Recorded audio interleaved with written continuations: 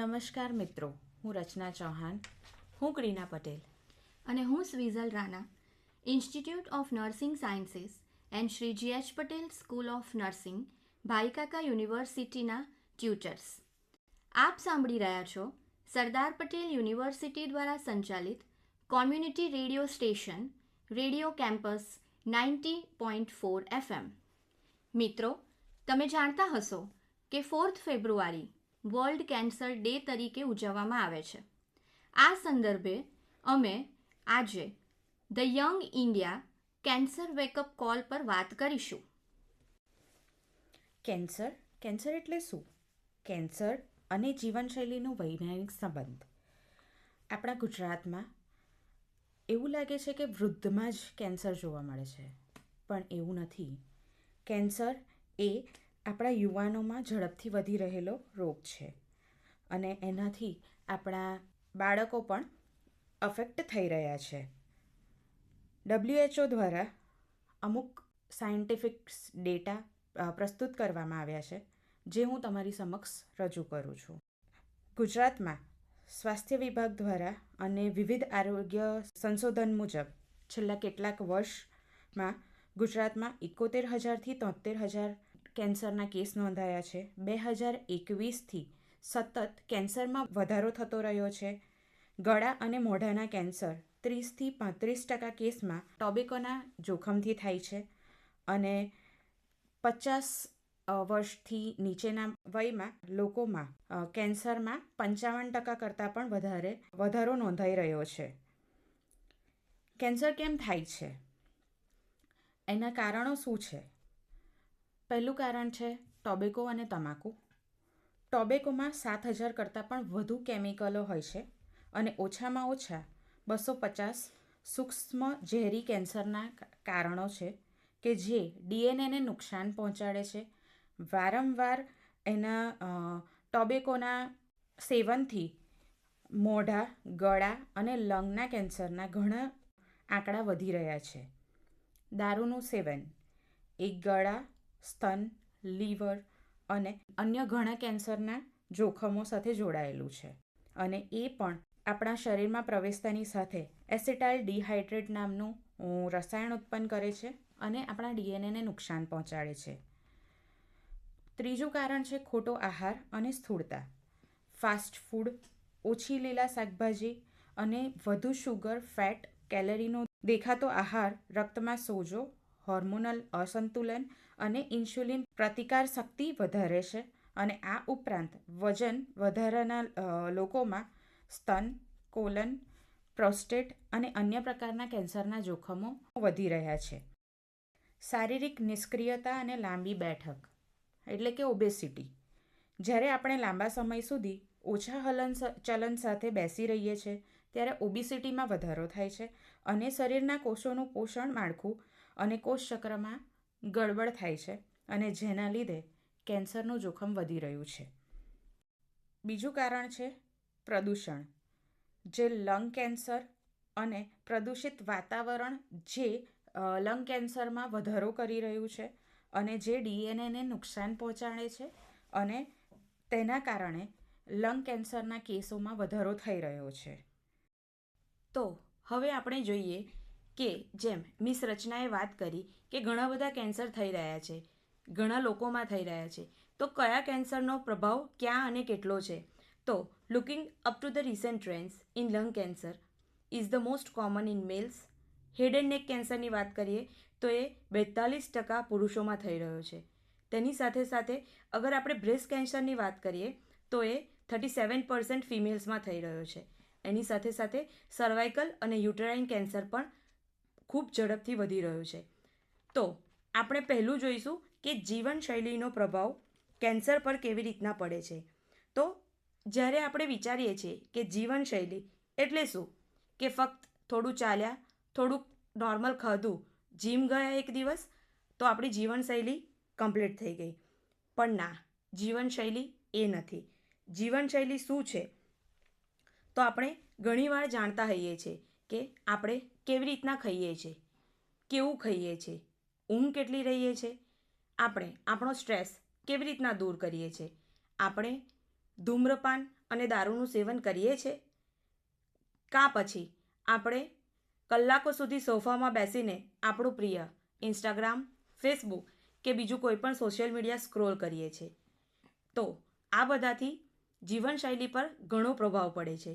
શું પ્રભાવ પડે છે તો એ આપણે જોઈએ તો જ્યારે આપણે સતત સ્ક્રોલ કરતા રહીએ છીએ કે આપણું જીવન સ્થૂળતાભર્યું બનાવી દઈએ છીએ તો જે આપણી બોડી છે તેમાં એક્ટિવિટીઝ પ્રોપર થતી નથી. એક્ટિવિટીઝ પ્રોપર નહીં થાય તો બોડીની મેટાબોલિક રેટ, મેટાબોલિઝમ બધું જ ઓછું થઈ જશે. તો આ વસ્તુને સુધારવા માટે આપણે આપણી જીવનશૈલી સુધારવી ઘણી મહત્ત્વની છે. તો જીવનશૈલી કેવી રીતના આપણે સુધારી શકીશું? તો શું કરી શકીએ છીએ? તો પહેલાં થોડું ઓફલાઈન થવાનું વિચારો, થોડો મોબાઈલને દૂર કરો, થોડું સારું ખાઓ, થોડું સારું ચાલો.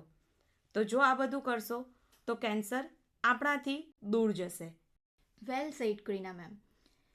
આ બધું તો છે જ, પણ જીવનશૈલીમાં એક મોટો ભાગ ભજવતું કામ છે sitting is the new smoking. તો મને એવું થાય છે કે હું તમને એક ક્વેશ્ચન પૂછું. તમે મને કહી શકો કે તમે દિવસમાં કેટલા કલાક બેસી રહો છો? આપણી તો જોબ 9 to 5 છે, એટલે 9 to 5માંથી આપણે ગણીએ તો ઓલમોસ્ટ 5-6 કલાક તો આપણે બેસવાનું થાય. બીજા જે લેક્ચર છે એ પ્રમાણે આપણે બેસતા હોઈએ છીએ. એક્ઝેક્ટલી, ખૂબ સાચી વાત. આપણે ઘણું બધું બેસી રહીએ છીએ, ઓફિસ ડેસ્ક પર, ઓનલાઈન ક્લાસીસમાં, ઇવન ઓફલાઈન ક્લાસીસમાં. અને મોબાઈલ ફોન જે આપણો પ્રિય છે, જે સ્ક્રોલિંગ ટાઈમની વાત કરી, અને ઘણી બધી જગ્યા પર તો હવે ટીવી, અને હવે વધારે પડતું આવ્યું છે તો એ છે સિરીઝ જોવી. તો આ બધામાં આપણે બેસી જ રહેતા હોઈએ છીએ. ઘણા બધા રિસર્ચ છે એ સજેસ્ટ કરે છે કે શારીરિક નિષ્ક્રિયતા અને સ્થૂળતા એ કેન્સરના મુખ્ય કારણોમાંથી એક છે. જ્યારે આપણે હલનચલન નથી કરતા ત્યારે શું થાય છે?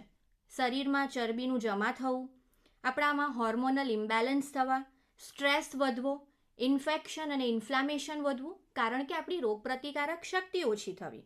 આ બધું જ મળીને કેન્સરના કોષોને વિકસવા માટે ખૂબ જ અનુકૂળ વાતાવરણ બનાવે છે.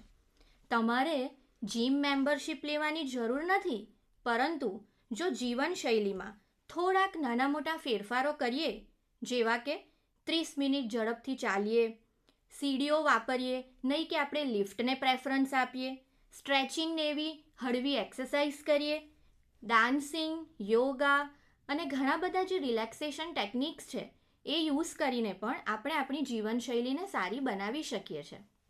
તો હવે આપણે બધી જ વાત કરી, કેન્સર થવાના અમુક કારણો જોયા, એને પર થતી અસર કે જીવનશૈલીની અસર શું થાય છે એ પણ જોયું. તો હવે આપણે એ જોઈશું કે કેન્સરને અટકાવવા માટેના કયા કયા ઉપાયો છે, કાં તો આપણે આપણા રોજિંદા જીવનમાં શું કરીએ તો કેન્સરને અટકાવી શકીએ છીએ. તો પહેલું હું કહું તો એ છે રેગ્યુલર સ્ક્રીનિંગ. એના માટે અમુક વાર આપણે હોસ્પિટલમાં પણ જવાની જરૂર પડતી નથી. અગર હું મહિલાઓની વાત કરું તો તે નિયમિતપણે બ્રેસ્ટ સેલ્ફ એક્ઝામિનેશન કરી શકે છે. પુરુષોની વાત કરું તો તે ટેસ્ટિક્યુલર સેલ્ફ એક્ઝામિનેશન કરી શકે છે. એની સાથે સાથે હોસ્પિટલમાં જો જાઓ તો મેમોગ્રાફી કરાવી શકો છો.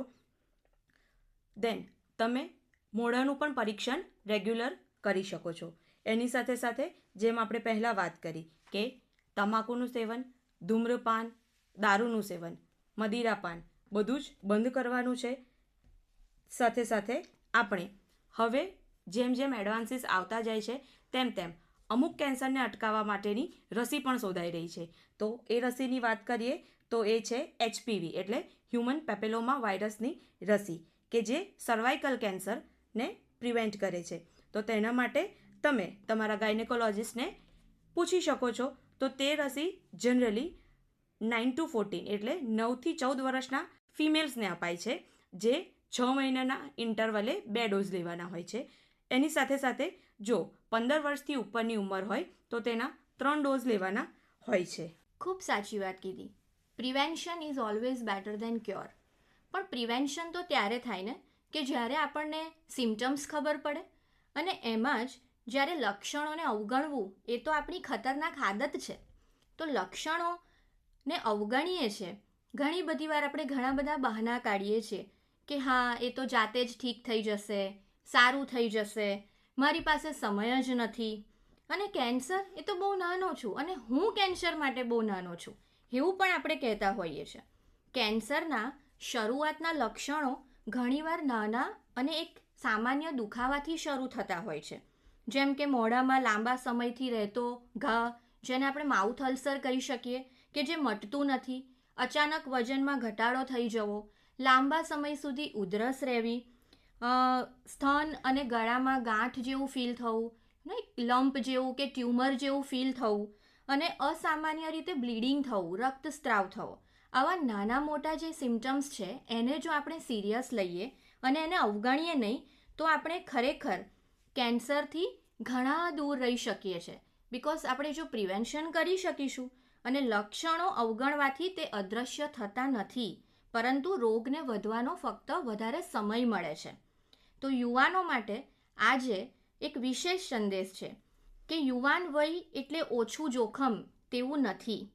મારા પ્રિય યુવા શ્રોતાઓ, તમારા સ્વપ્નો ખૂબ મહત્ત્વના છે, તમારી કારકિર્દી પણ એટલી જ મહત્ત્વની છે અને તમારું પરિવાર પણ ખૂબ મહત્ત્વનું છે. પરંતુ આ બધામાં સૌથી મહત્ત્વનું છે તમારું સ્વાસ્થ્ય. આજે તમે કરેલી પસંદગીઓ આવતા 10 થી 20 વર્ષ પછી તમારું સ્વાસ્થ્ય નક્કી કરી શકે છે. તો ચાલો સ્વસ્થ આદતો પસંદ કરીએ, માત્ર આપણા માટે જ નહીં પરંતુ આપણા પરિવાર માટે અને આપણી આવનારી પેઢીઓ માટે અને આપણા સ્વસ્થ ભારત માટે.